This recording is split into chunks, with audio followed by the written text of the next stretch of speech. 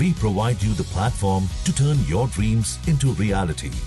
Give wings to your aspirations with KR Mangalam University. जो लाठी charge हुआ है उस पर मैं बोल चुका हूँ, इट वॉज वेरी ब्रूटल। और जिन पुलिस ऑफिसर्स ने ये करा है उनको लेकर हम कोर्ट में जाएंगे। और हमारे प्रोटेस्ट का आज 34th डे है। सोनम सर की हंगर स्ट्राइक जारी है। आज उनकी हंगर स्ट्राइक का 26th डे है।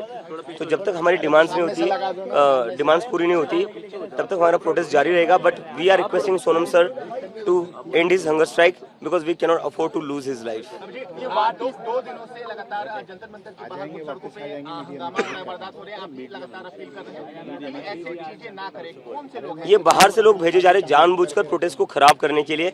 हम यहाँ पर 1 महीने से बैठे हुए थे, 1 महीने में ऐसी कोई वारदात नहीं हुई। लेकिन अब क्या हो रहा है, जैसे ये प्रोटेस्ट बड़ा हो गया है तो ये बाहर से गुंडे भेजे जा रहे हैं बीजेपी द्वारा जानबूझकर लोगों को उकसाने के लिए। और यही लोग हैं जो पथराव कर रहे हैं बीजेपी के। पुलिस यहाँ पर पत्थरों के ट्रक लाकर रखती है, बीजेपी के गुंडे आते हैं, वो पत्थरबाजी करते हैं और फिर कॉकरोच जनता पार्टी के लोगों को बदनाम करते हैं। What about the discussion? The central cabinet ministers are saying door is open. Our door is Jantar मंतर's door is also open. Abhijit दिपकेजी, तुमची आता भूमिका काय नक्की नेमकी? तुम्ही आंदोलनावरती ठाम आहात, परंतु चर्चेसाठी तुम्हाला बोलवण्यात आलेलं आहे। चर्चेसाठी तुम्ही जाणार की सरकार इकडे आहे? आम्ही मागच्या वेळेस सरकारकडे गेलो होतो चर्चेसाठी, पण सरकारने 5 तास बसून ठेवलं। 5 तासात ते फक्त 10 मिनिटं बोलले।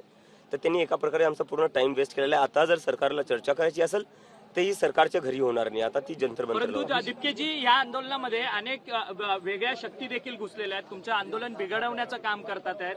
आणि या सगळ्या आंदोलन बिघडवत असताना पोलिसांचा देखील सौम्य लाठीचार्ज जो आहे तो आंदोलकांवरती होताना पाहायला मिळतोय। काय सांगाल या संदर्भात? जे लोक इथं उत्मात करतात पोलीस त्यांना काही करत नाही। 12 वर्षांच्या मुलींवर लाठीमार करतायत ते, 15 वर्षांच्या मुलींचे कपडे फाडून त्यांना मारतायत। पण जे सिव्हिल ड्रेसमध्ये काही लोक दगड फेक करत होते आणि असं पाहण्यात आले की काही पोलीसवाल्यांनी सुद्धा गाड्या फोडलेल्या आहेत। तर सिव्हिल ड्रेसमधल्या पोलिसांनी गाड्या फोडल्या, त्याचे व्हिडिओ आलेले आहेत। तर पोलीस कुठं ना कुठं कॉम्प्रोमाइज आहे। पोलीस कुठं ना कुठं जे बाहेरून गुंडे येत आहेत त्यांच्यासोबत मिळून हे प्रोटेस्टला डिस्टर्ब करायचा प्रयत्न करतात। महाराष्ट्रात देखील मोठ्या प्रमाणात आंदोलन होताना पाहायला मिळतंय। मुंबईमध्ये राज ठाकरे, आदित्य ठाकरे किंवा अमित ठाकरे हे सगळेजण आता आंदोलनात सक्रियपणे सहभागी होतात आहेत। आंदोलक मुलांच्या पाठी उभे राहतात आहेत। आज प्रकाश आंबेडकरांनी महाराष्ट्र बंदची हाक दिली आहे, तर परवा पुन्हा एकदा दोन्ही ठाकरे बंधू एकत्रितरित्या आंदोलन करतायत। कशा पद्धतीने या सगळ्या आंदोलनाला बघताय आणि तुमचा जाहीर पाठिंबा काय तुमचा मेसेज आहे? माझा मेसेज हा जो मी आधीच म्हणत होतो की आता वेळ आलेली आहे, आपल्या सगळ्यांना आपले जे पॉलिटिकल डिफरन्सेस आहे ते बाजूला ठेवावे लागतील। आपले जे काही आयडिओलॉजिकल डिफरन्सेस आहे ते बाजूला ठेवावे लागतील। कारण की आता जो विषय तो खूप मोठा विषय, देशाच्या भविष्याचा विषय।